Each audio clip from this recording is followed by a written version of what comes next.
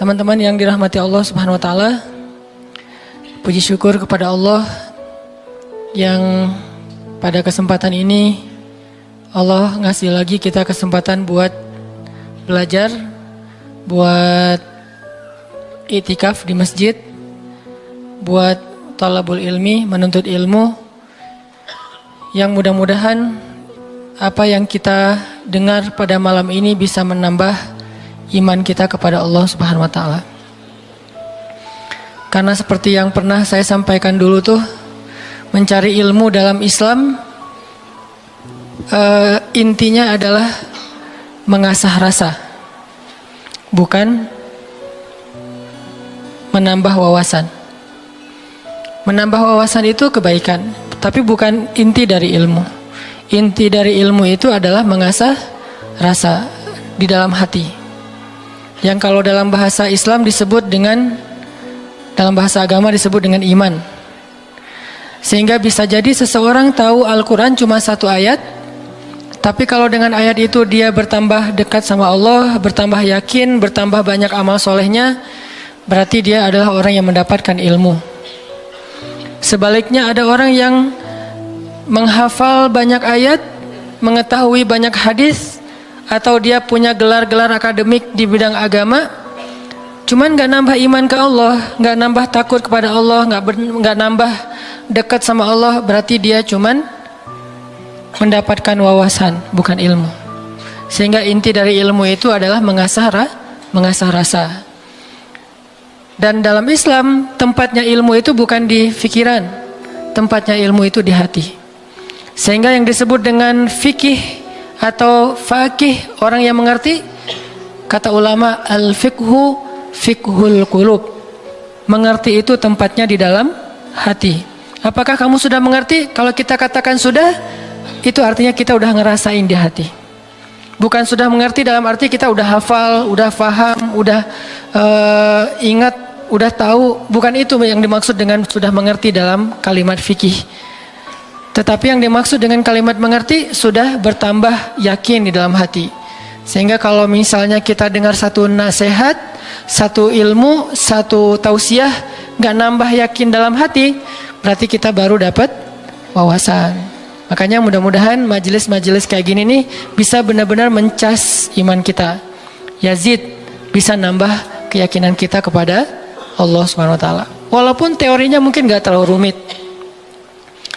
Ada mungkin pembahasan tentang akidah mengenal Allah dengan teori yang rumit.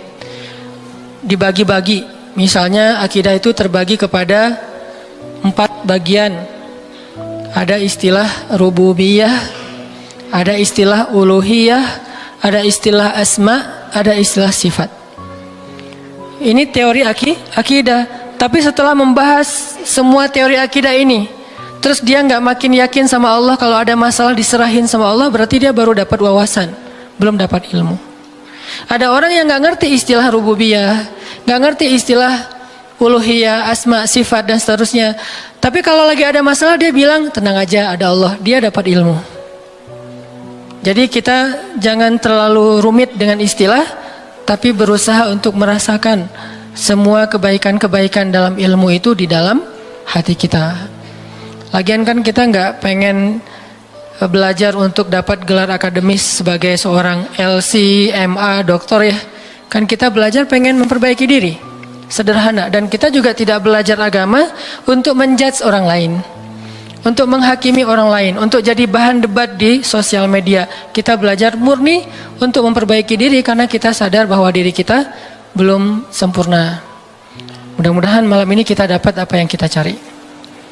Terus makasih untuk kesekian kalinya buat teman-teman yang selalu hadir, yang istiqomah, yang bahkan diam-diam banyak yang datang dari tempat-tempat yang jauh, yang diam-diam banyak yang sudah berkorban untuk bisa hadir dalam majelis ilmu ini, yang mungkin udah berusaha semaksimal mungkin untuk hadir lebih awal, tapi ternyata qadarullah tetap nggak dapat tempat di dalam, harus tetap di luar. Maka mudah-mudahan Allah Maha tahu apa yang sudah teman-teman perjuangkan. Dan saya selalu nge-mention tentang anak muda Bandung kemanapun saya pergi, bahwa memang syiar teman-teman di Bandung ini udah tersebar di seluruh Indonesia. bahkan mudah-mudahan udah tersebar di luar Indonesia, bahwa semangat hijrah anak-anak muda Bandung ditiru oleh anak-anak muda di tempat-tempat yang lain, insya Allah. Sehingga kita dapat pahala dari kebaikan yang ditiru itu. Waj'alna lil muttaqina imama, jadikanlah kami imam, teladan dalam ketakwaan. Jadi imam di sini bukan suami.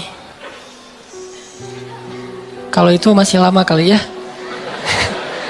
Imam di sini adalah teladan. Belum ada tanda-tandanya soalnya. Baik teman-teman, malam ini kita akan bahas tema plesetan dari salah satu grup band pada masanya. Yang tahu ini berarti usianya sekian. Saya juga nggak tahu karena masih muda. Nggak gaul, makanya nggak tahu. Kalau nggak salah namanya Lamb of God ya. Jadi diplesetin jadi Mud of God. Tentang apa itu? Tentang, ini kalau yang plesetannya ya, tentang gimana kita belajar memahami maunya Allah. Gimana kita belajar mengerti apa yang Allah kehendaki di dalam satu peristiwa kalau kita ngalamin sesuatu. Karena kalau kita nggak ngerti maunya Allah, nggak ngerti apa kehendak Allah di dalam apa yang kita alamin, kita jadi gampang putus asa. Kita jadi kadang-kadang malah berburuk sangka kepada Allah. Kalau udah berburuk sangka kepada Allah, pasti kita akan mengambil jalan-jalan yang harusnya kita hindari. Nah, kita belajar nih memahami Allah kayak gimana sih maunya. Dan orang yang dekat sama Allah ngerti banget yang gini-gini nih. Kita pengen belajar kayak gitu juga. Kan ada orang, sebutlah kita ya sama teman. Kita tuh udah dekat sama dia dari SD, kita udah barengan. Sama-sama SD tapi beda SD-nya. Nggak lucu ya? Nggak ketawa gitu. Dari SD udah barengan, SMP barengan, SMA barengan, kuliah barengan, nikah sendiri-sendiri. Nah, udah dari dulu tuh kita udah kenal banget sama dia. Jadi kan kita udah punya feel ya. Udah ngerti banget lah, udah peka banget dia kayak gini, dia kayak gitu, dia lagi sedih, dia lagi marah, dia tersinggung. Kita udah ngerti banget nih. Begitu dia ngomong satu kata, kita langsung ngerti. Misalnya dia ngomong apa gitu. Oh, berarti dia lagi nggak enak hati nih. Dia WA aja nih. Di WA kalau dia bilang aku, berarti lagi santai. Kalau dia bilang saya, berarti dia lagi kayak ada masalah nih sama kita. Ya udah, nanti saya tunggu di mana gitu. Oh, kayaknya ada salah nih. Jadi kita peka karena kita ngerti dia. Terus ada apa yang kita lakuin tuh kita ngelakukan sesuai dengan, karena kita empati ya, kita ngelakuinnya sesuai dengan apa yang nyaman buat dia. Terus kalau dia misalnya ngelakuin sesuatu, kita ngerti kenapa dia melakukan itu. Nggak sampai seseorang suuzon. Kenapa ada orang suuzon sama dia? Karena nggak ngerti sama dia. Kenapa ada orang yang salah sangka? Karena nggak ngerti. Gitu juga kita ke Allah. Sahabat Nabi itu sangat mengerti Allah kayak gimana, Rasul kayak gimana, sehingga ketika turun ayat Al-Quran, mereka bukan cuma ngerti teks atau makna dari ayat secara tekstual, tapi mereka juga ngerti pesan di balik ayat itu. Ini berarti kita udah berusaha untuk berpikir dengan apa maunya Allah. Kalau bahasa agama dengan logika Rabbaniyah, bukan dengan logika ilmiah, tapi Rabbaniyah, berpikir dengan logika Allah, bukan dengan logika kita doang. Contoh teman-teman, ketika turun ayat salah satu ayat terakhir yang turun kepada Nabi di Al-Maidah, Al-yawma akmaltu lakum dinakum wa atmamtu alaikum ni'mati wa raditu lakumul Islam dinan. Hari ini telah aku sempurnakan untuk kalian nikmatku, singkatnya, dan aku ridhoi Islam sebagai agama bagi kalian. Ketika turun ayat ini, sebagian besar para sahabat bertakbir, Allahu Akbar, bahagia gitu. Kenapa bahagia? Karena ayat ini ayat berita gembira, artinya Islam udah sempurna. Islam sudah utuh, syariat udah beres nih. Tapi ada satu sahabat, yaitu Abu Bakar As-Siddiq, malah nangis ketika ayat ini turun, ketika yang lain berbahagia. Ditanya sama sahabat yang lain kayak Umar gitu, ya Abu Bakar, wahai Abu Bakar, kenapa kamu bersedih? Kenapa kamu nangis? Bukankah ini ayat busyra, berita gembira? Kata Abu Bakar, ya ini ayat berita gembira. Terus kenapa kamu sedih? Soalnya kalau agama sudah sempurna, syariat sudah utuh, berarti tugas Nabi udah selesai. Kalau tugas Nabi udah selesai, berarti sebentar lagi Nabi akan kembali kepada Allah. Ini tanda-tanda perpisahan. Bisa dibilang kalau haji itu ada haji wada, ayat juga ada ayat wada, ayat perpisahan. Salah satu ayat perpisahan surat Al-Maidah ini. Barulah para sahabat yang lain realize, dan mereka pun menangis. Ini berpikir, merasanya itu udah benar-benar peka. Kalau bahasa kemanusianya empati gitu. Kayak saya pernah jalan sama istri.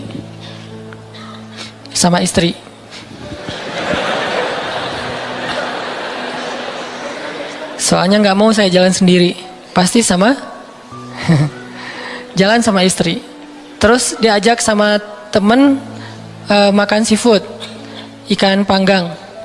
Istri saya tuh udah tahu kalau saya nggak biasa dan nggak masuk nih kalau makan ikan panggang. Paling mentoknya ikan goreng atau ikan di asam pedas gitu ya, garang asam.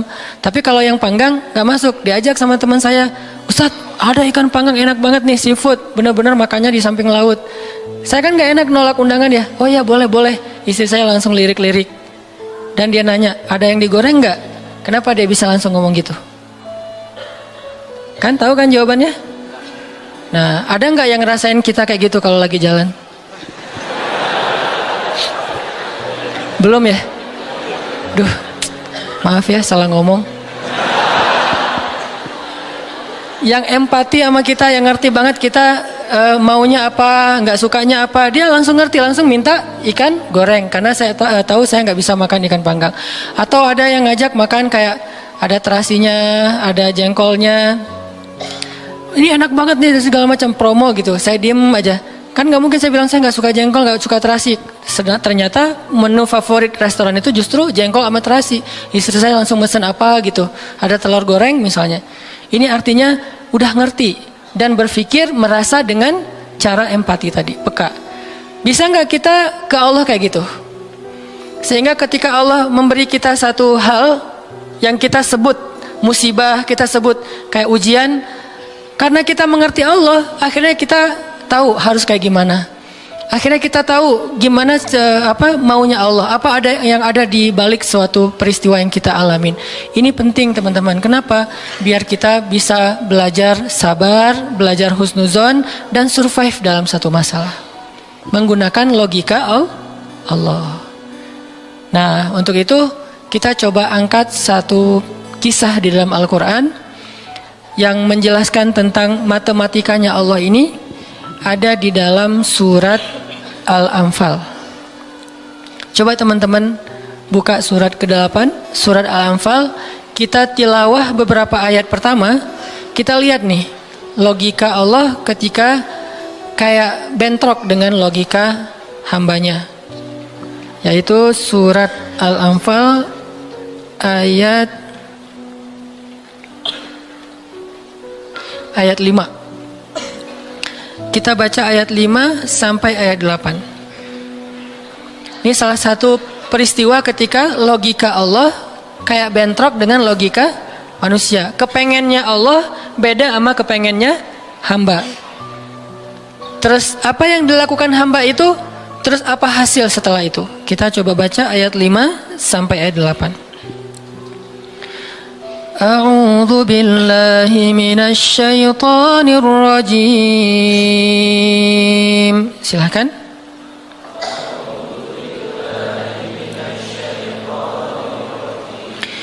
Bismillahirrahmanirrahim.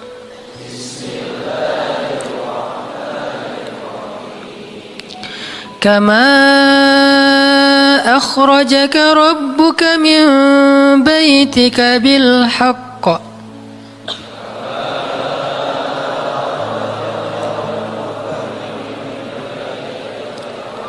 wa inna فريقا من المؤمنين لكارهون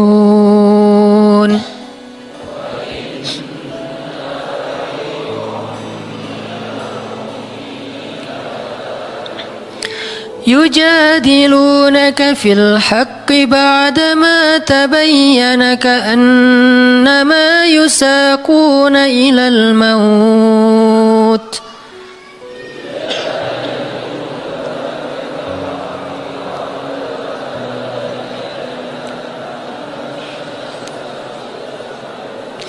كأنما يساقون إلى الموت وهم ينظرون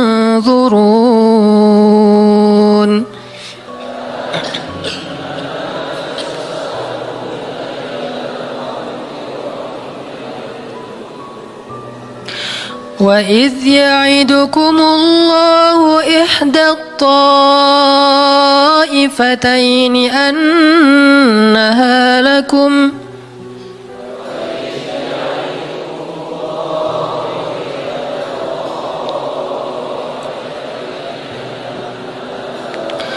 وتودون أن غير ذات الشوكة تكون لكم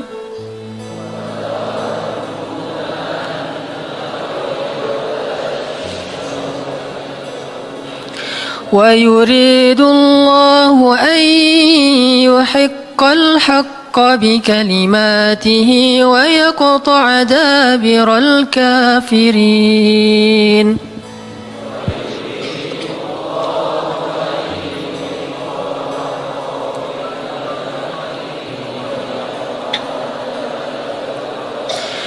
ليحق الحق ويبطل الباطل ولو كره المجرمون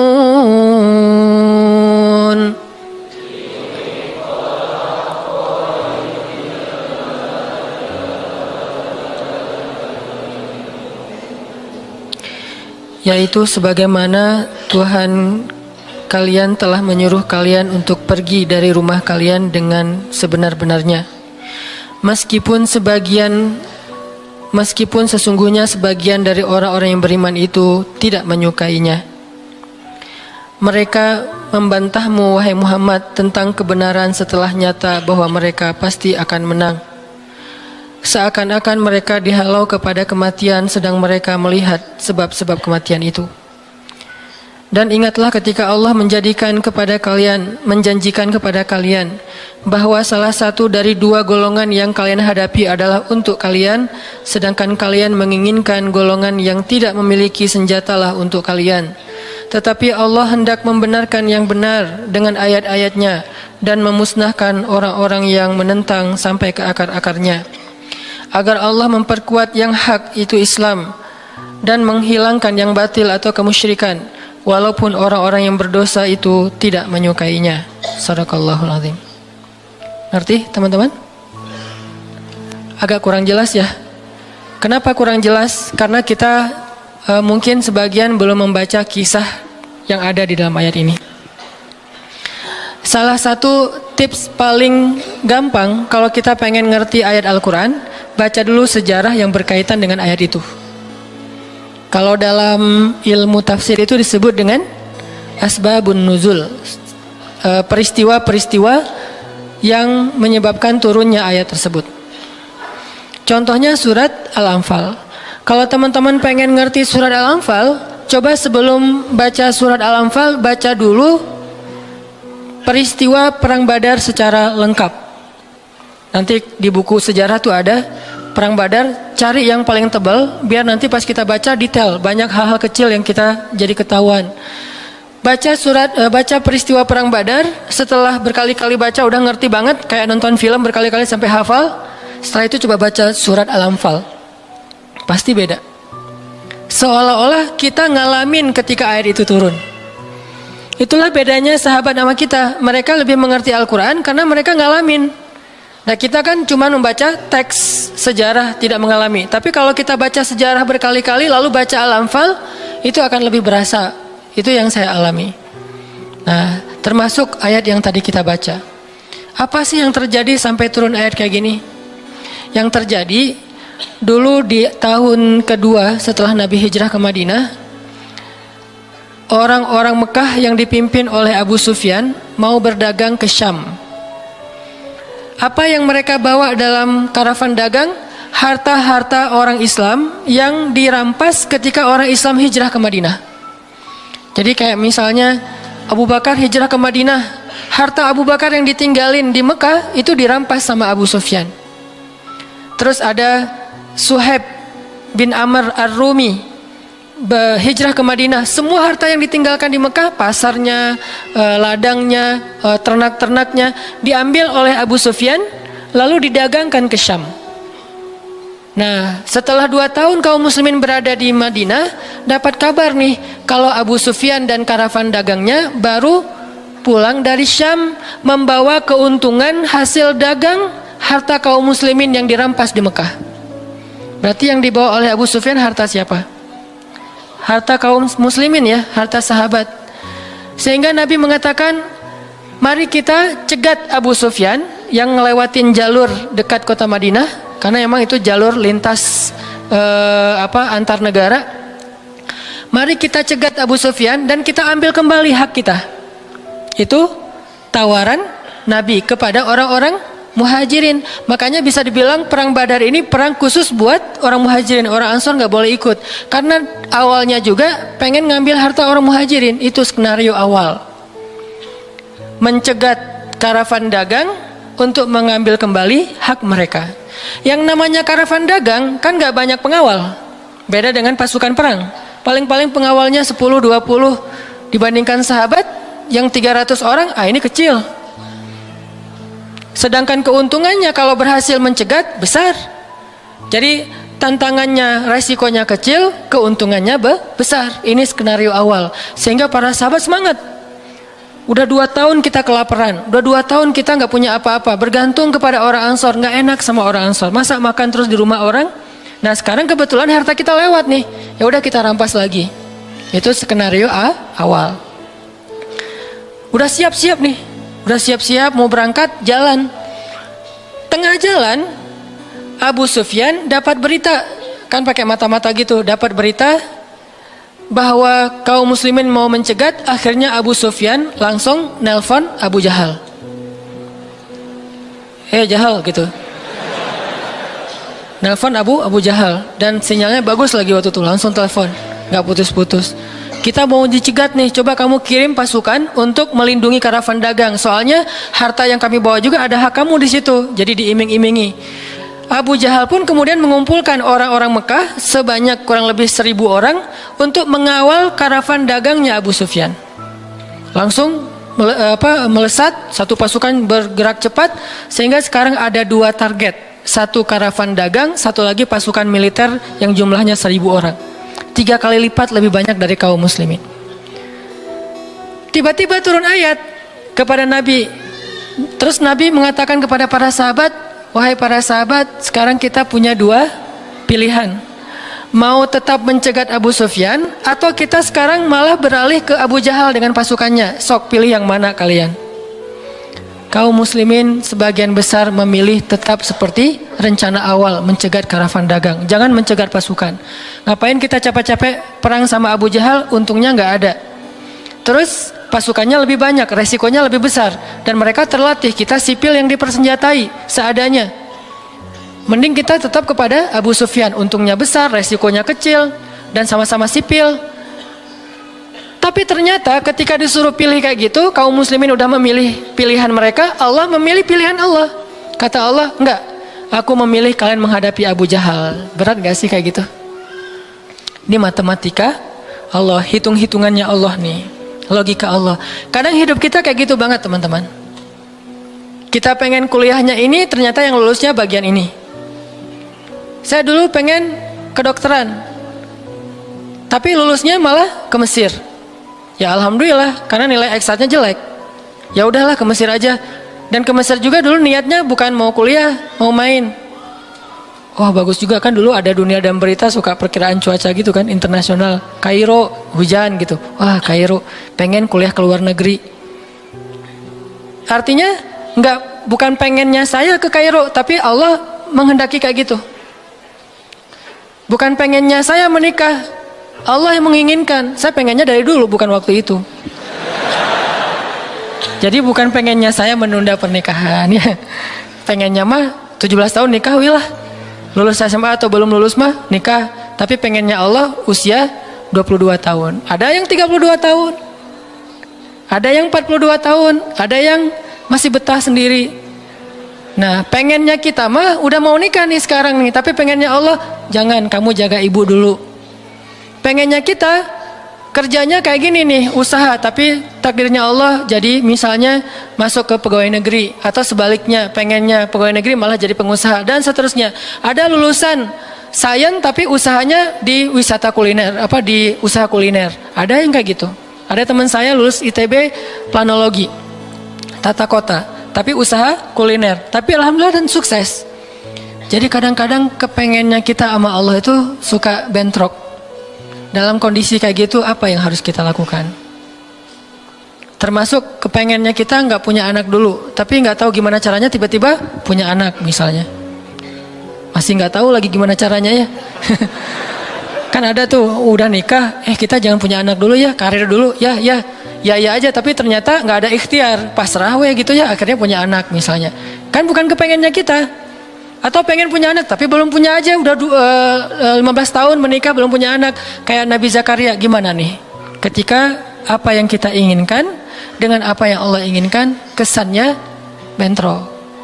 Itulah yang terjadi kepada kaum muslimin dalam perang Badar. Mereka pengen Abu Sufyan, Allah pengen Abu Jahal.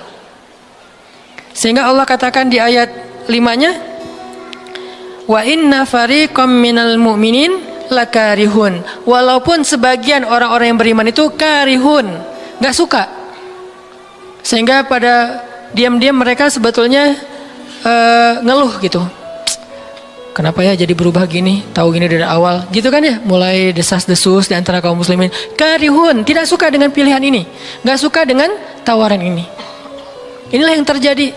Dan kita kadang-kadang juga karihun dengan kehendak Allah.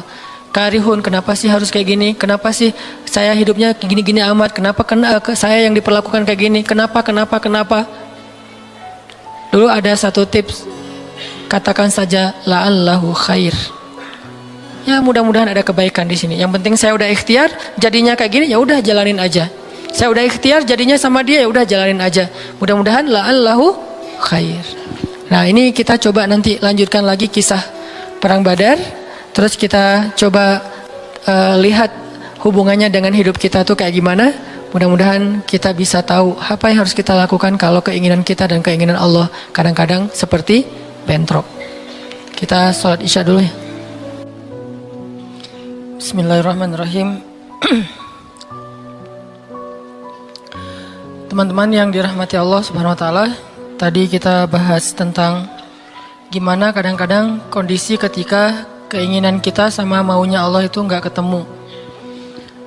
Kita dalam contoh sehari-hari aja, misalnya mau main, ternyata lapangannya becek misalnya. Kalau buat anak-anak BMX atau skate mau ngetrik, ternyata lagi cedera. Atau mau jalan sama seseorang, hujan misalnya. Apain lagi? Mau beli handphone baru, ternyata usaha kita yang tadi kita udah pikirin ada untungnya malah rugi. Mau jalan-jalan keluar kota, pasangannya sakit. Dan banyak, kadang-kadang penyebabnya sepele banget, tapi bikin kita kecewa. Nah, gimana caranya kalau kondisinya kayak gitu? Sama kayak para sahabat dulu dalam perjalanan umroh. Pengen umroh, ternyata udah sampai di perbatasan kota Mekah, gak boleh masuk, disuruh pulang lagi ke Madinah. Itu kan diceritain dalam surat Al-Fatihah tentang perjalanan umroh yang berakhir dengan malah perjanjian Hudaybiyah. Niatnya pengen umroh, tapi endingnya perjanjian. Yang isi perjanjiannya, poin-poinnya kayaknya ngerugiin umat Islam banget. Tapi kan Allah punya rencana, dan rencana Allah pasti yang terbaik daripada rencana kita. Masalahnya gimana kita bisa ridho, bisa rela kalau kondisi itu terjadi dalam hidup kita. Kita sih yakin, ini adalah qadarullah, keinginan Allah. Tapi bikin kita yakin itu jadi berbuah, yakin itu kan kayak pohon ya. Iman itu adalah pohon. Gimana biar pohon ini berbuah? Salah satu buahnya itu adalah sifat ridho, sifat nerima. Sehingga dengan sifat ridho itu akhirnya kita punya kebaikan. Kebaikannya jadi bisa survive, tenang hadapi masalah, sabar dan seterusnya. Nah, gimana caranya? Setelah kita dapat sesuatu, kita yakin kepada Allah, terus jadi ridho. Nah, ini belajar matematikanya Allah Subhanahu wa taala. Dan itulah yang terjadi dalam perjanjian Hudaibiyah, terjadi kepada Siti Maryam yang tadi dibacain suratnya. Maryam gak pengen punya anak tanpa suami. Kalaupun harus punya anak, nikah dulu. Tapi Allah punya rencana lain. Rencana manusia punya anak setelah nikah. Lagian Maryam lagi belum siap menikah nih. Belum ada cowok yang pantas buat Maryam. Justru karena itulah Allah beri dia anak tanpa laki-laki, tanpa suami. Kenapa? Nggak ada suami yang pantas buat Maryam. Mungkin satu-satunya lelaki yang pantas buat Maryam cuma Nabi Muhammad. Tapi kan beda zaman. Masa Maryam harus nunggu Nabi Muhammad 300 tahun lagi kan ya? Nah, ternyata karena nggak ada yang pantas buat dia, akhirnya dia punya anak tanpa harus melalui seorang suami. Mungkin kita terlalu soleh sehingga nggak ada yang pantas buat kita. Pantasnya cuma bidadari, ya udah di akhirat nikahnya. Husnuzonnya mah ya. Mungkin di atas nih nggak ada yang pantas jadi imamnya, soalnya terlalu solehah. Jadi imam juga kayak ragu gitu. Aduh, ngimamin dia, hafalannya udah luar biasa, bacaannya lebih bagus, guru tahsin lah gitu. Saya baru belajar pratahsin, masa mau jadi imam seorang cewek yang guru tahsin? Karena dia terlalu keren, akhirnya nggak ada yang pantas buat dia nih. Maryam kayak gitu banget. Karena terlalu keren, terlalu soleh, sampai ulama aja ragu Maryam ini nabi atau bukan gitu. Sehingga ada dua pendapat ulama, sebagian bilang Maryam bukan nabi, orang soleh. Tapi ada ulama yang bilang Maryam itu emang nabi, satu-satunya nabi dari cewek. Satu dari 4 perempuan yang sempurna. Dan di antara 4 itu kayaknya menurut sebagian ulama Maryam nomor 1 tuh. Walaupun secara usia Asia, Maryam, Khadijah, Fatimah, tapi Maryam itu paling keren lah. Tiba-tiba hamil, datang cowok keren, baju putih, jubah putih, auranya tuh luar biasa. Pokoknya cowok paling keren aja. Sampai Maryam kaget dan berta'awuz, Inni a'udzu birrahmani minka in kunta taqiyya. Aku berlindung kepada Allah dari kamu. Ketemu cowok keren malah berlindung, bukan bersyukur. Coba. Duh, keren banget ya. Astagfirullah, auzubillah, gitu kan ya. Nih Maryam nih. Duh, ceweknya keren banget. Udah lama ngelihat baru auzubillah, enggak. Dari awal auzubillah. Kenapa? Ada pasangan di sebelah gitu. Ada istrinya. Nah, Maryam langsung ta'awuz, inni a'udzu birrahman minka in kunta taqiyya. Kata Jibril, cowok keren itu ternyata namanya Gabriel. Kata Gabriel, innama ana rasulu rabbik li'ahaba laki ghulaman zakiyya. Jangan takut Maryam, aku itu utusan Tuhanmu. Artinya malaikat yang pengen ngasih kamu anak yang sangat suci. Kata Maryam, anna yakunu li ghulam, gimana saya akan punya anak? Walam yamsasni basyarun, gak ada seorang laki-laki pun yang pernah nyentuh saya, nyentuh aja gak pernah. Walam aku baghiyya, dan saya juga tidak pernah merendahkan diri depan laki-laki, artinya berbuat dosa. Anna yakunu li ghulam, gimana caranya saya punya anak? Kata Jibril, kadzaliki qala rabbuki huwa alayya hayyin. Itu udah kehendak Allah, kehendak Allah. Dan itu hayyin, mudah banget buat Allah Subhanahu wa taala, sepele banget lah buat Allah. Fahamalat, tiba-tiba Maryam hamil. Fantabadat bihi makanan qasiyya, karena Maryam malu ketahuan hamilnya, akhirnya Maryam pun pergi ke suatu tempat yang terpencil, qasiyya, Aqsa. Aqsa itu artinya tempat yang jauh. Masjidil Aqsa disebut Al-Aqsa karena dia jauh dari Masjidil Haram. Kalau Madinah kan dekat. Masjid yang paling mulia kan ada 3 itu ya, Mekah, Madinah, Palestina. Nah, dia disebut Aqsa karena tempatnya jauh. Makanan qasiyya, tempat yang sangat jauh, terpencil, nggak ada siapa-siapa. Fantabadat bihi makanan qasiyya. Fa'aja ahl makhadu. Tiba-tiba dia udah harus ngelahirin setelah sekian bulan, mungkin 9 bulan. Qalat, dia bersandar di sebuah pohon, kemudian dia berkata, ya laitani mittu qabla hadza wa kuntu nasyam mansiya. Dia kayak orang menyampaikan satu bentuk kalimat sedih, kayak kalau bahasa sederhananya kayak ngeluh gitu. Ya laitani mittu qabla hadza, aduhai seandainya aku mati aja daripada harus menanggung malu kayak gini. Maryam itu kan pemalu banget. Mahkota sifat malu itu dipakai banget sama Maryam. Makanya ketahuan hamil nggak punya suami itu buat Maryam pukulan paling luar biasa, telak banget. Walaupun dia nggak berbuat dosa, tapi tetap aja orang kan ngata-ngatain dia. Ditambah lagi Bani Israel, tahu sendiri kan Bani Israel suka banget viralin fitnah. Ada apa viral Bani Israel teh? Maryam hamil di luar nikah, viral. Semua orang ngomongin mana Maryam. Terus rumahnya tuh dilemparin batu karena dianggap sebagai pembawa sial bagi Bani Israel. Dasar Maryam ngaku-ngakunya suci, sok suci segala macam. Sehingga Maryam bilang, ya laitani mittu qabla hadza. Aduhai seandainya saya mati aja sebelum ini terjadi pada saya. Sehingga saya menjadi orang yang tidak pernah dibicarakan oleh siapapun. Sedih. Berarti pengennya Maryam beda dengan pengennya Allah. Secara emosional, secara manusiawi, secara fitrah ada penolakan dan itu manusiawi. Maryam menolak. Begitu juga sahabat Muhajirin. Wa inna fariqam minkum lakarihun. Minhum lakarihun. Walaupun sebagian kalian itu dalam keadaan karih, menolak, nggak suka. Emangnya kita mau nerima musibah? Pasti kita nolak kan secara spontan, fitrah, manusiawi, nolak. Ya laitani mittu qabla hadza wa kuntu nasyan mansiya. Aduhai seandainya aku mati aja sebelum kejadian ini terjadi padaku, sehingga nggak ada orang yang ngomongin tentang aku. Jadi nggak ada trending topik tentang Maryam waktu itu. Dia berharap kayak gitu. Semua berita buka channel mana aja Maryam. Asal buka Instagram yang muncul duluan di home tuh Maryam. Viral banget, semua orang ngomongin Maryam. Sehingga Maryam bayangin, semua orang ngomongin kita se-Indonesia. Karena emang sebelumnya kan Maryam memang selebgram banget kan. Semua orang pengen nge-following Maryam. Jangankan yang cewek-cewek, yang cowok juga pengen nge-following Maryam. Cuman gak ada yang pantas. Semuanya kagum sama Maryam, respect. Tiba-tiba berubah. Kalau gak naik, jatuh kan gak berasa nih. Kita gak naik jatuh, paling keseleo dikit. Tapi kalau naiknya udah terlalu tinggi jatuh, kan lebih sakit nih. Maryam tuh naiknya udah terlalu tinggi. Saking tingginya sampai Nabi menyebut dia satu di antara 4 yang sempurna di muka bumi. Nggak ada perempuan yang sempurna kecuali 4 itu. Itu benar-benar dipuja-puja tuh Maryam. Pengen punya anak nanti namanya Maryam. Pengen punya istri kayak Maryam.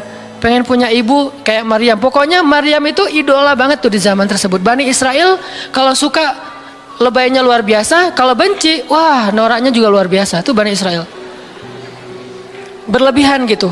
Kalau suka habis-habisan sampai dijadikan Tuhan kan dulu mereka pernah mengangkat seorang laki-laki yang soleh jadi Tuhan, namanya Uzair. Namanya Uzair. Disebut sebagai anak Tuhan. Kemudian juga Isa juga gitu. Bani Israel tuh luar biasa kalau suka. Kalau benci, wah habis-habisan juga tuh dijelek-jelekin. Kayak mereka ngejelek-jelekin Musa, Harun. Kalau Harun nggak terlalu sih, Musa. Kayak mereka ngejelek-jelekin Nabi malaikat Mikail, malaikat Jibril. Kan Bani Israel paling gak suka sama Jibril ya. Jadi gak ada orang Yahudi nama anaknya Gabriel tuh gak ada. Rata-rata nama anaknya Michael. Karena mereka senang banget sama Mikail, gak suka sama Jibril. Kenapa? Jibril itu kalau turun pasti bawa perintah. Wahyu kan? Jibril mah hese, bawa perintah wae gitu. Bawel Jibril menurut mereka. Kalau Mikail keren, bawa rezeki, bawa rahmat, bawa apa. Sehingga mereka senangnya sama Mikail. Dibikinlah film Jin versus Gabriel. Malah nggak yang baik itu waktu itu Jin. Kan banyak tuh film-film kayak gitu tuh. Itu memang dari dulu kayak gitu. Nah, Maryam naik tinggi, dipuja-puja semua orang. Maryam, kalau ketemu Maryam, fall back dong gitu-gitu pada. Wah, pokoknya heboh aja sama Maryam. Tiba-tiba ada kasus, Maryam kan jatuhnya dalam banget sehingga Maryam tuh nggak siap perasaannya. Bukan karena dia sombong dan senang dipuja, tapi memang dia orang yang selama ini nggak melakukan kesalahan apapun, tiba-tiba dihadapkan dengan tuduhan yang sangat-sangat menyedihkan. Mirip dengan yang dialamin oleh Aisyah dituduh selingkuh. Orang sekelas Aisyah dituduh selingkuh kan berat banget. Kita aja dituduh macam-macam udah wah sedih kan, apalagi Aisyah sekelas Aisyah yang terjaga dituduh selingkuh. Maryam terjaga dituduh selingkuh. Ternyata diam-diam Maryam, banyak banget ada versi gosip dia melakukannya dengan rahib. Ada gosip melakukannya sesama murid di Al-Aqsa, ada gosip melakukan dengan Zakaria, banyak gosip. Berat banget buat Maryam, sehingga Maryam mengatakan, ya laitani mittu qabla hadza wa kuntu nasyan mansiya. Aduhai seandainya aku mati aja. Aduhai seandainya dulu aku nggak bikin akun Instagram, pasti nggak akan jadi apa-apa gitu. Nyesel udah punya akun. Udah gitu banyak lagi yang ngomongin. Akhirnya turun ayat, turun lagi Jibril, turun malaikat. فناداها من تحتها ألا تحزني قد جعل ربك تحتك سريا. Dipanggillah Maryam oleh malaikat itu, ya Maryam, la tahzani.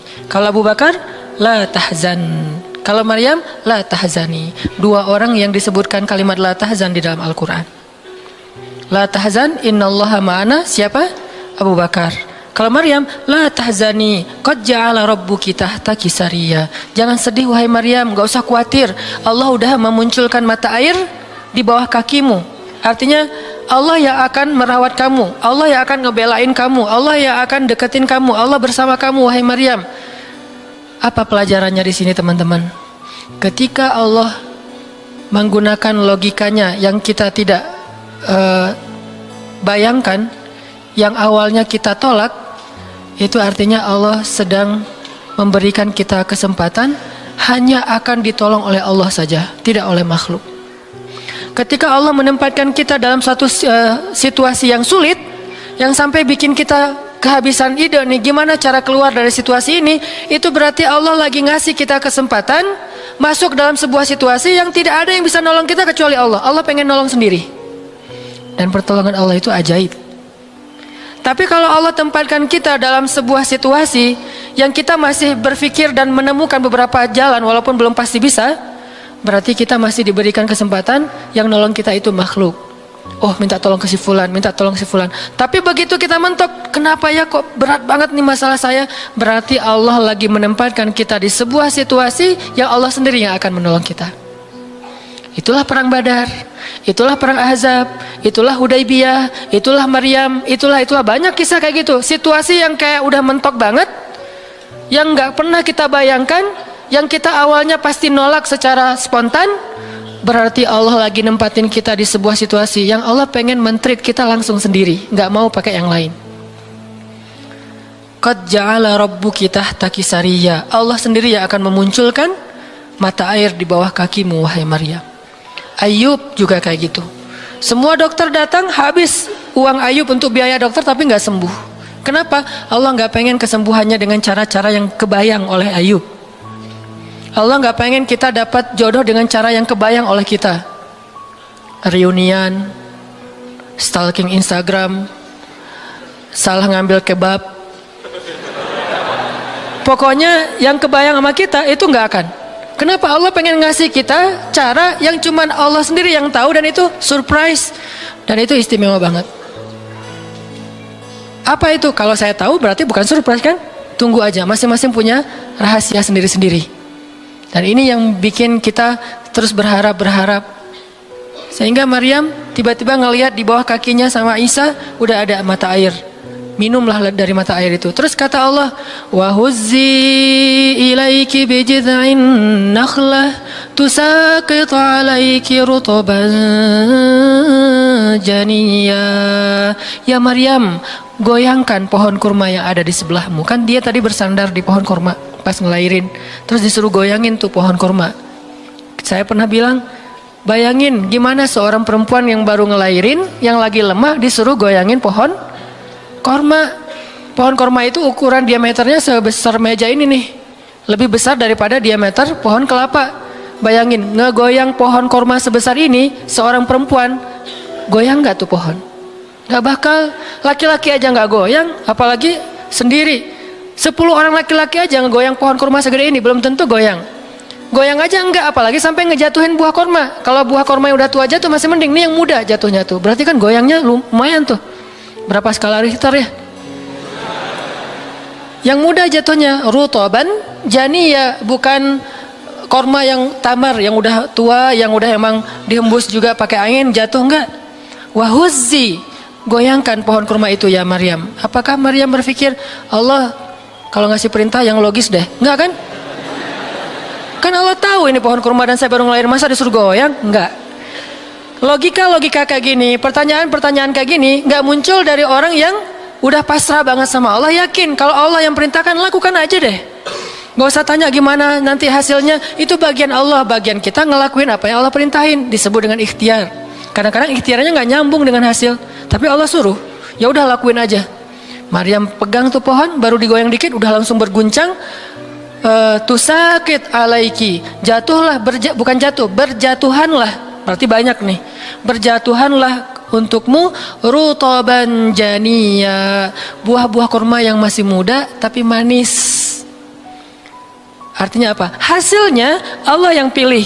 Kurma yang mana yang mau jatuh, dengan rasa apa yang mau jatuh, yang jaraknya sekian dari tempat duduknya yang Maryam yang akan jatuh. Allah yang menentukan hasil. Tugasnya Maryam cuma ngegoyangin dong, walaupun gak mungkin akan terguncang. Ini iman.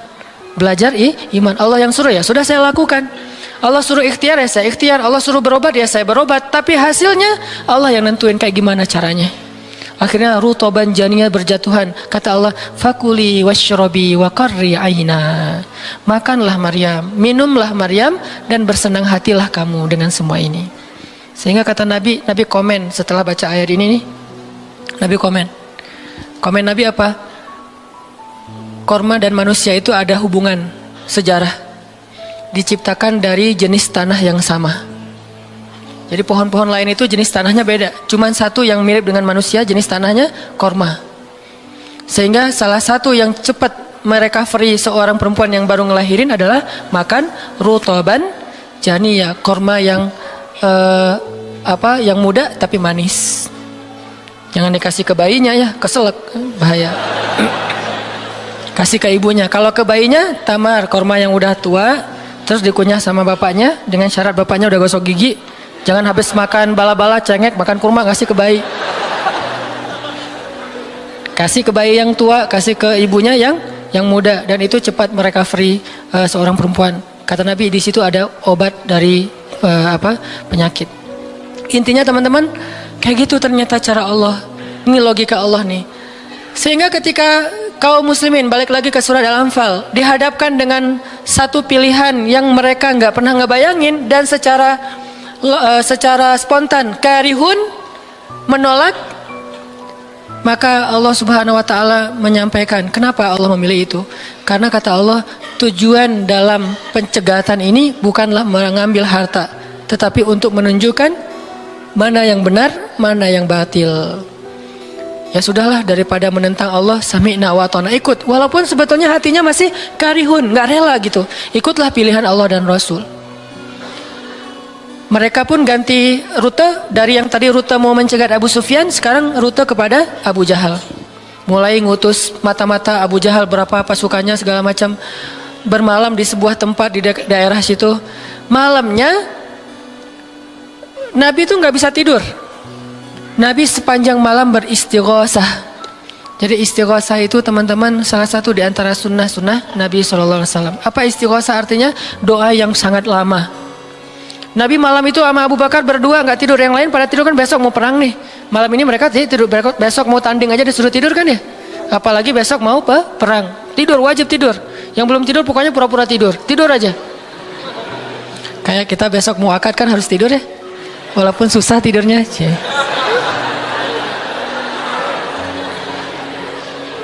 Pokoknya kalau mau akad nggak bisa tidur teman-teman. Ngapain? Ngafal aja. Saya terima kok. Nanti takut salah saya tolak kan, bahaya. Udah diizinin sama calon mertua masih ditolak. Nah, malamnya pada tidur kecuali dua orang, Rasul sama Abu Bakar. Selalu berdua orang ini nih, pokoknya soulmate banget.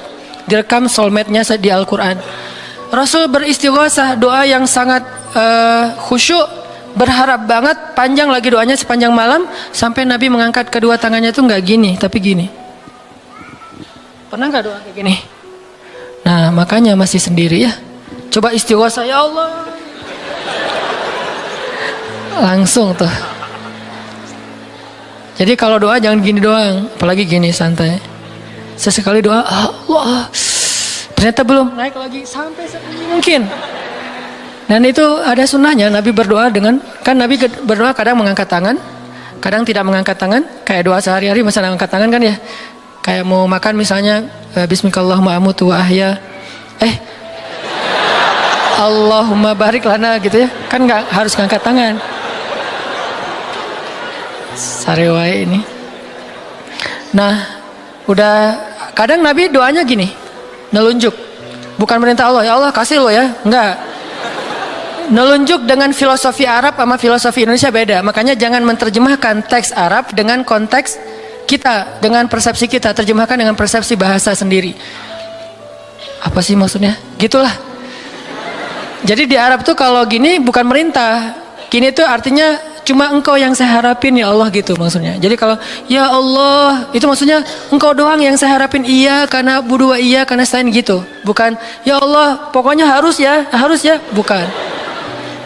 Kalau kita pakai dengan logika kita kan, kok doa sih nggak sopan sama Allah kayak gitu-gitu amat. Kalau ke manusia mungkin gitu agak kurang sopan. Kalau ke Allah sopan. Bisa gini, bisa biasa aja, bisa gini. Gini juga ada beberapa level. Ada yang gini sampai ke paling atas. Biasanya yang paling atas tuh bab jodoh sih. Kalau bab kuliah masih gini, kerja, giliran jodoh paling tinggi. Apalagi kalau udah jodohnya balikan sama mantan, tuh kayaknya naik kursi. Lebih tinggi lagi.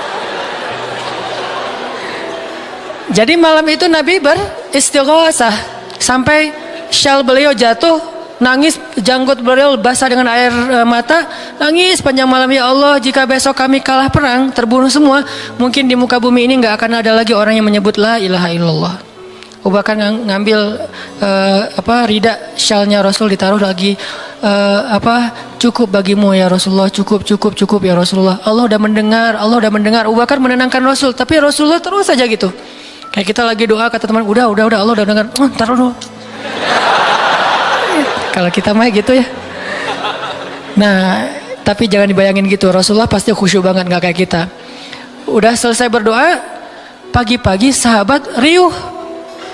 Innalillah gitu. Kalau kita kan innalillah pasti ada yang meninggal ya. Siapa yang meninggal? Enggak, innalillah itu musibah, enggak harus selalu orang meninggal. Ya Rasulullah maafkan kami. Kenapa? Ternyata sebagian para sahabat malam itu digoda oleh syaitan sehingga semua pada mimpi basah. Maaf. Tapi kayak gitu emang sejarahnya. Bukan semua, sebagian besarnya mimpi basah. Sehingga pas bangun mereka dalam keadaan junub, kotor, tidak suci, tapi enggak ada air. Untuk wudhu aja kurang, apalagi untuk mandi. Dan mandi junub kan harus semuanya. Sedangkan besok mereka mau berperang melawan musuh dalam keadaan tidak suci. Ini kayak pertanda buruk gitu. Dan mereka merasa mentalnya makin drop. Tiba-tiba Allah beri ketenangan buat mereka. Turun air hujan. Malam itu hujan turun. Hujannya hujan lokal lagi. Camp kaum muslimin hujan. Camp orang kafir enggak?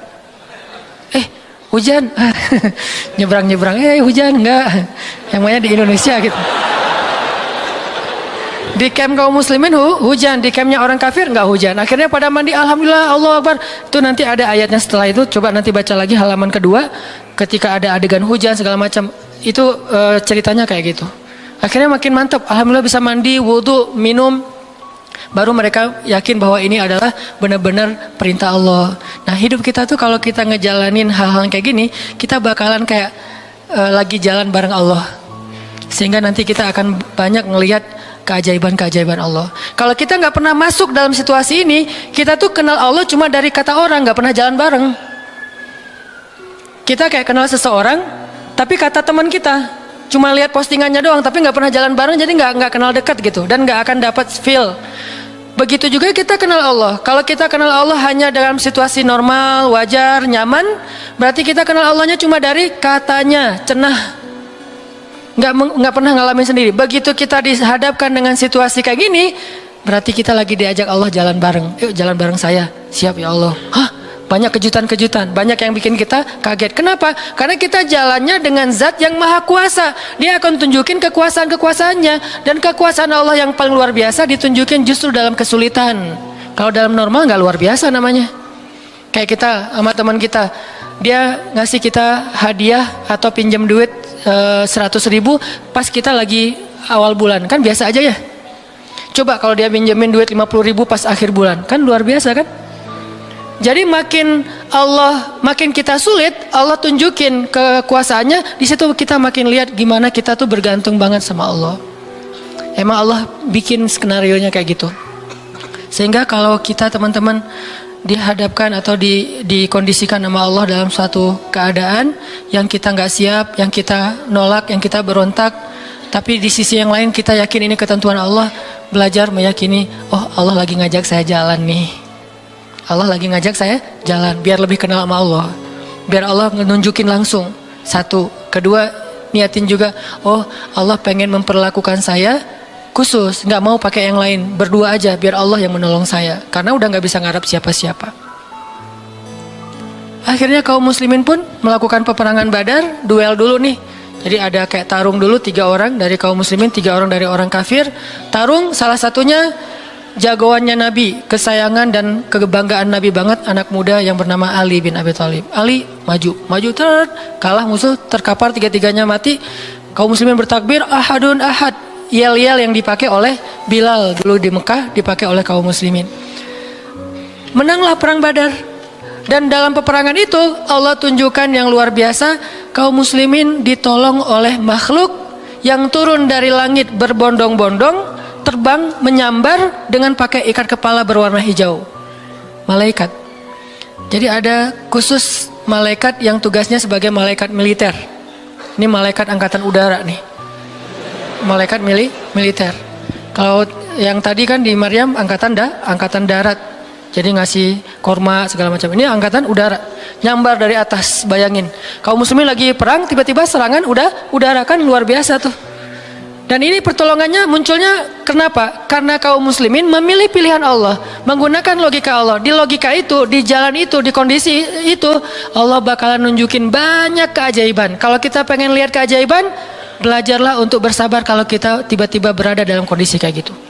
Kalau enggak, kita enggak akan pernah ngelihat keajaiban dan kebesaran Allah. Tiba-tiba datang malaikat nyamber, terus pergi lagi, nyamber lagi. Itu berbondong-bondong tuh, ribuan malaikat. Ngapain sih kok banyak banget ribuan malaikat? Sebetulnya satu malaikat juga ngehembus kan habis tuh orang kafir ya. Ya apaan sih orang-orang? Habis kan ya? Gampang kan buat malaikat? Kenapa sampai ribuan?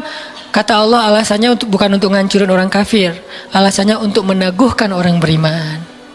Jadi Allah kirim banyak tujuannya untuk meneguhkan orang beriman. Sehingga bertambahlah keyakinan mereka kepada Allah Subhanahu Wa Taala. Kita aja yang memang tidak diberikan kesempatan bisa ngelihat malaikat. Tapi malaikat tuh nolongin kita. Terutama nolongin teman-teman yang masih fisabilillah. Itu Allah, malaikat dekat banget sama mereka. Saya udah gak tega nyebutnya. Udah lama kan saya gak menggunakan kata itu ya. Gak tega juga lama-lama. Teman-teman yang masih sendiri, yang masih dalam penantian, malaikat itu kalian gak sendiri. Ada malaikat di sebelah. Malaikat juga kasihan sama kita. Kita aja yang nggak ngelihat. Ada malaikat. Kenapa di sini? Saya khusus ditugaskan nemenin orang-orang kayak kamu dan teman-teman kamu. Oh ya, malaikat yang khusus nemenin yang berstatus J tadi. Ada hadisnya Ustadz? Nggak ada sih. Tapi yakinlah bahwa malaikat itu diutus untuk menolong orang-orang yang sabar.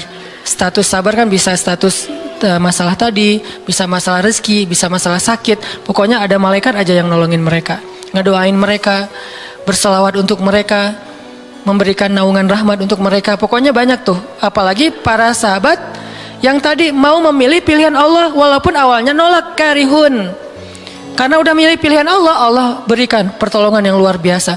Mungkin kalau tadi mereka maksain pilihan sendiri, bisa jadi dua-duanya nggak dapat. Abu Jahal nggak dapat, Abu Sufyan nggak dapat apa-apa. Untungnya mereka bersabar memilih pilihan Allah. Itulah hidup. Makanya teman-teman, kalau pas kita dapat satu musibah atau satu masalah, satu ujian, kehilangan sesuatu, itu berarti kita dikasih kesempatan untuk ngedapetin sesuatu yang lebih baik. Gimana caranya? Berhusnuzon kepada Allah. Karena kata Allah, ana inda dhanni abdi bi, aku tergantung prasangka hambaku kepadaku. Berarti kalau kita misalnya lagi dapat masalah, terus kita berhusnuzon, oh Allah pengen ngasih yang lebih baik, itu Allah berarti kayak gitu. Kan kesempatan kan? Kenapa kita malah gunain kesempatan itu untuk bersuuzon? Kenalah kita dengan apa yang kita persangkakan. Aku tergantung prasangka hambaku kepadaku. Pas ada musibah, kehilangan sesuatu, oh mungkin memang Allah pengen ngasih saya yang lebih baik dari ini. Ini kan udah lama saya pakai, ini udah 2 tahun 3 tahun, pengen diganti sama Allah. Itu gitu banget Allah tuh sama kita. Terus kenapa kita gak mau berprasangka baik kalau kayak gitu? Masalah yakin. Kalau kita malah pas dikasih musibah, kehilangan sesuatu, bilang apa lagi maunya Allah, kayaknya Allah gak senang dengan saya taubat nih, maka Allah juga akan memperlakukan kita kayak kita prasangkain. Makanya kalau kita dapat musibah, ujian, itu berarti kita dikasih kesempatan untuk memikirkan sesuatu yang baik yang akan Allah kabulkan. Kalau nggak dikasih itu, berarti kita nggak dikasih kesempatan memikirkan yang lebih baik. Begitu dikasih, oh saya harus mikirin yang lebih baik nih. Kayak gitu aja terus. Apapun musibahnya. Termasuk yang tadi, gagal dalam hubungan, diputusin atau ditolak, kita mikirin, oh berarti Allah mau ngasih yang lebih baik dari dia. Ternyata tetap ujung-ujungnya dia juga. Kok bisa? Oh berarti dia diperbaiki sama Allah, dibuat lebih baik, dibuat lebih soleh, lebih pantas, baru bareng dengan kita. Coba kalau nggak dibuat lebih soleh udah langsung jadian, kan bisa bahaya juga buat kita. Stres juga kan mikirnya ya. Makanya Nabi mengatakan, sebaik-baik perhiasan adalah istri yang soleha. Itu benar-benar menyenangkan hati. Kebahagiaan bagi laki-laki itu adalah memiliki seorang istri yang soleha. Istri yang soleha itu bukan cuman istri yang hafal Qurannya banyak, yang hafal hadisnya, bukan wawasan. Istri yang soleha itu istri yang akhlaknya baik. Yang kalau kita ngelihat dia langsung bahagia. Jadi pulang ke rumah itu gak pernah nyetel TV. Kenapa papa gak pernah lihat TV? Kan lihat mama. Ya. Yang lama nonton TV pasti ini nggak nyaman ngelihat istrinya nih. Jadi kalau sampai rumah bikin kopi, duduk di tengah ruangan, ngelihat istri lalu lalang gitu. Pak, TV-nya di situ, ngapain ke sana kemana mama pergi? Itulah hiburan buat papa. Berat juga Pernah nggak ngomong kayak gitu? Belum. Gimana mau ngomong nggak ada orangnya ya? Nanti kalau udah ada gitu tuh. Makanya saya jarang nonton TV, sering nonton YouTube soalnya. Nah ini ya teman-teman. Jadi kita berprasangka begitu dikasih musibah, oh berarti Allah pengen ngasih yang lebih baik, yang terbaik deh yang kita prasangkain. Karena Allah akan kayak gitu banget. Inilah rahasia matematika Allah yang Allah berlakukan kepada Ahlu Badar, yang Allah berlakukan kepada para sahabat yang berjanjian Hudaybiyah, Bai'atul Ridwan, yang Allah berlakukan kepada Siti Hajar, Maryam, dan banyak lagi kisah-kisah yang benar yang disebutkan di dalam Al-Quran. Mudah-mudahan nambah yakin kita bukan minta musibah, tapi emang itu fitrah kehidupan manusia. Udah kayak gitu sunatullah, semua yang hidup pasti dikasih ujian. Jangankan orang biasa, jangankan orang beriman, orang biasa aja dikasih ujian, apalagi beriman.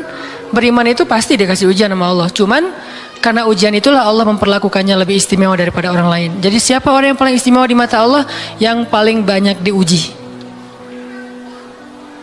Jadi jangan pede dulu bahwa kita lebih istimewa di mata Allah gara-gara kita ibadahnya lebih bagus dari teman kita.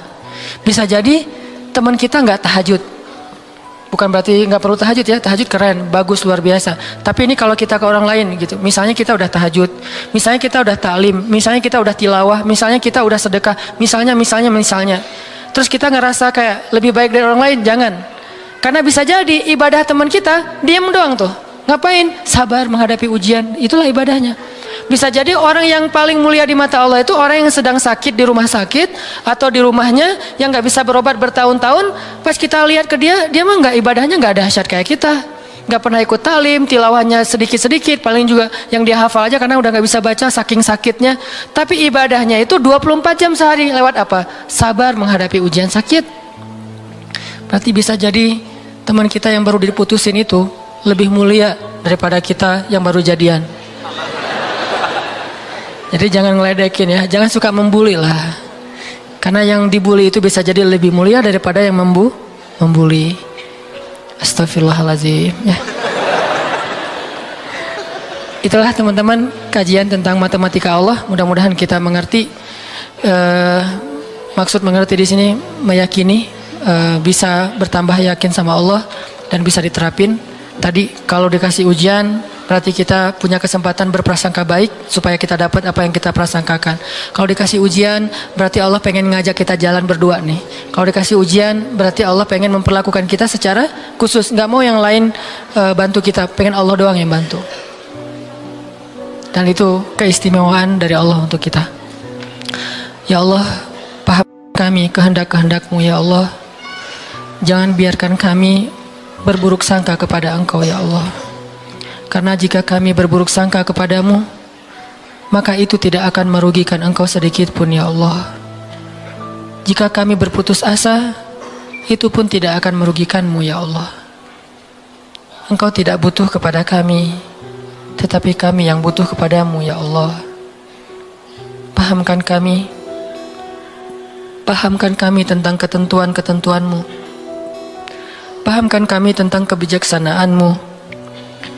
Pahamkan kami tentang kebaikan yang ada di sisi-Mu, sehingga kami bisa menjalani hidup kami dengan penuh prasangka baik, menjalani hidup kami dengan penuh kesabaran, optimis, berserah, dan selalu yakin kepada Engkau ya Allah. Ya Allah, kuatkanlah iman kami, karena dengan kekuatan iman itulah kami bertahan. Kami tidak bertahan karena fisik kami yang kuat. Kami tidak mampu bertahan karena uang kami yang banyak. Kami tidak mampu bertahan karena kesempatan kami yang lapang. Kami bertahan dalam satu ujian jika iman kami kuat kepada Engkau ya Allah. Kuatkanlah iman kami ya Allah, terutama ketika kami merasa lemah, sendiri dan tidak berdaya.